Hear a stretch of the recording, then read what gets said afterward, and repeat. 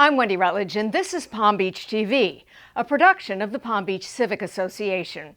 Here's what's coming your way next on this week's Island News. COVID in Florida remains high. We'll hear from the town about the most recent numbers and precautions we still need to take. Speaking of your town, a packed council agenda for the month of September. We'll bring you the latest on sea level rise, how it may affect the island, and how to deal with it. Also, the fate of the retail study to determine how and where local commerce is thriving or faltering. Plus, possible changes to construction hours, regulations regarding artificial turf and native plants, and legislative and election updates from local political representatives. And it is back to school on the island, how Palm Beach Day Academy is keeping staff and students safe. These stories and much more next on Palm Beach TV.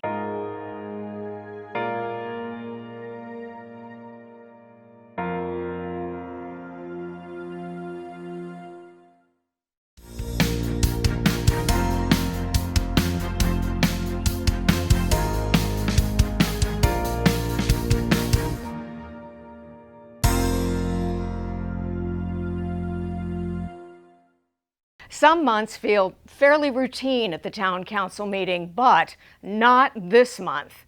Some important updates this month on pending legislation and elections. The results are Richard Clyde and Gail Coniglio have been appointed as the regular members of the Planning and Zoning Commission. You heard that right. Not even 6 months into retirement from her 10 years service as the mayor of Palm Beach, Gail Coniglio is back in public life, this time as a full-time member of the Planning and Zoning Commission, along with another civil servant, former president of the town council, Richard Clyde. My name is Gail Coniglio, and I've been an almost 40-year resident. I have seen, at least in the last 5 years, an absolute mansionization and overdevelopment in the community. And I would hope that I can advocate for our neighbors as an applicant for P&Z to preserve and protect the residential character and the commercial landscape in a low density situation. Meantime, Congressman Brian Mast, whose district includes the northern part of Palm Beach County, appeared before council with an important message about the quality and quantity of the water flowing from Lake O. The water in Lake Okeechobee this year has been more toxic by measurement than it's ever been in history. What you're looking at is images of the blue-green algae on Lake Okeechobee way back in May, before things even really got hot, and it gets even more disgusting. Mast made a plea to council members to take a stand and publicly oppose Palm Beach County's request to keep the lake level higher for increased water supply. The potential problem: higher lake levels mean higher potential for discharges during storm season. Toxic water headed our way. If Palm Beach County is successful in saying Palm Beach County wants the lake to be held higher, then Palm Beach County will be the recipient of more discharges. Mayor Moore agreed to draft a letter to the county in opposition to the proposal for higher lake levels. Meantime, the Army Corps of Engineers was cautiously optimistic this week about there being no immediate need to discharge toxic water from Lake Okeechobee. We're feeling optimistic right now that we won't have to do any significant releases out of Lake Okeechobee unless the situation changes with storms, particularly hurricanes coming in the next 2 months. Meantime, that all-important Woods Hole report advising the town on how to protect itself against high water and flooding gets a thorough review from town council members. Fundamentally, our goal in this project is to set Palm Beach on a path to achieve high standards of resilience, present day and future. Resilience, the buzzword of late in all matters relating to protecting against sea level rise. Woods Hole has already identified for council that it is primarily the western or lakeside of the island that is least resilient or most vulnerable to flooding. But there are low-lying areas all over the island. It's not just the people who live on the lake trail whose property would be inundated by the water over time. It's also people who live in the middle of the island as well. Woods Hole asked for and received permission from council to finalize what has been an exhaustive 91-page draft report. A primary near-term recommendation of theirs to increase water level monitoring. This would be to understand the influence of events on lake water levels, those being storm surge events, those being high tide, the sunny day, flooding, king tide events that you see. So we know the actual elevation of the lake during those times.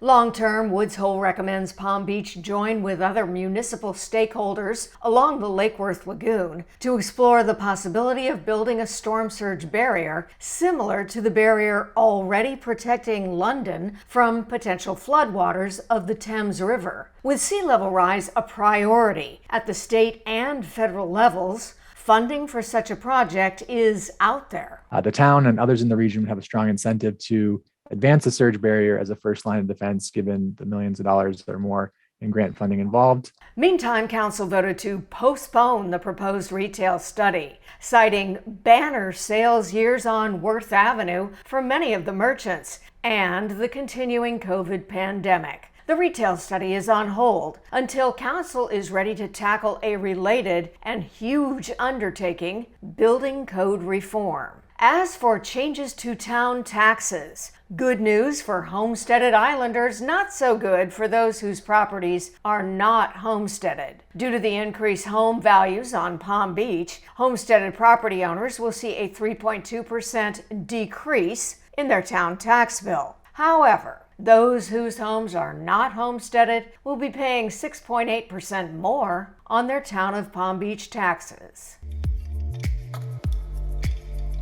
Now to the council matters that may affect your day-to-day life. The good news is that the drop in cases per day is almost as steep, and we are coming down rapidly. We should be back. You know, we thought we were in really, really good shape in early June, mid-June. You know, when we had these positivity rates around 2%. We should be back down near those numbers sometime in October if predictions and the models hold true, and I believe they will. With a downward trend in the county COVID positivity rate, and with fire rescue already offering the COVID relieving drug Regeneron, Chief Donato says booster shots may be next. If and when Moderna, which is the vaccine that we use here in the town, becomes available, we'll do our best to acquire it if we can. Again, those are a couple ifs, right? And we don't have clear answers on those. But if we can get the vaccine and it's been approved for this third shot, we will get it, and we will do our best to administer it to as many people in town in the best way we can. On to frustration reduction for year-round residents. There are 2-3 projects when there are only, 12 homes on the street, and people just can't take it anymore. I believe that the town manager is correct that it's incredibly fatiguing, all of this constant movement on our streets with the attenuating noise. It's just, when we're here now in the summer like this, and if you don't have construction on your street, it's heavenly. Construction everywhere. Great for town revenues, no fun for year-round residents, enduring early morning noise, parking issues, what they say is an assault to their quality of life. In response to the multitude of similar resident complaints, council voted to make the following changes. No construction will be allowed on the weekends in season, starting the week of Thanksgiving and ending the end of April. Only quiet indoor work will be allowed from 8 a.m. to 9 a.m. from May 1 to Thanksgiving week or the non-season. And workers may not arrive to a job site before 7:30 a.m. and must stay in their cars until work begins at 8. These construction modifications may come as welcome news to year-round residents, but it is a trade-off that may make for longer construction time on the job. We're in a huge glut of construction right now. If we eliminate Saturday hours, we're adding weeks to the construction project. Other council actions affecting your home life: Artificial turf will only be allowed in back or side yards or as decoration between pavers. And as part of the green initiative in place in the town of Palm Beach for the past couple of years, new landscaping must now be at least 35% native plants. That is up from the formerly required 25%. School is in session on the island, but is it same song, second verse when it comes to COVID restrictions? We asked our Christina Nicholson to check in with Palm Beach Day Academy. It's back to school for all kids at Palm Beach Day Academy. Like many schools in the area, we're not offering a remote option, so we're encouraging everyone to come back physically to campus, and we've had great support on that. Everyone, I think, has learned that being in school and physically present is definitely the best way to learn. While kids are in school, all CDC guidelines are being followed. Navigating through the third school year in a pandemic has been a learning experience for both kids and adults, like head of school Fanning Heron. I've been in this business for 30 years, and I think the last 3 of them have been the hardest for me, but I've learned a lot as an educator and learned a lot as a manager or administrator. And I feel like, we're trying to take those lessons and apply them to the classroom, apply them to our daily sort of operation here. And I think we're operating in a safe and responsible manner, yet also providing an incredible academic opportunity for the kids. There's been a little bit of pushback from parents about the mask mandate here at school, but this school is doing more than most to stop the spread of COVID. We're one of the only schools in the state of Florida that has a COVID testing program. So we will test our students first week back, and then we do it every other 2 weeks.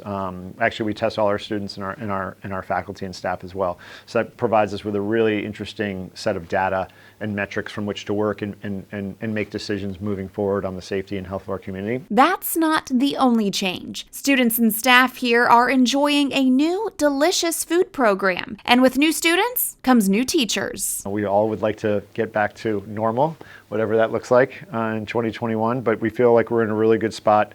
Hired some great new teachers. We have a lot of new kids and some really, really great supportive new families. With a little more hand washing and less germ spreading, everyone here agrees it's good to be back. For Palm Beach TV, I'm Christina Nicholson reporting. That's it for Palm Beach TV. Thank you so much for watching. If you enjoyed this newscast, please send the link you see below to a friend and join us on social media.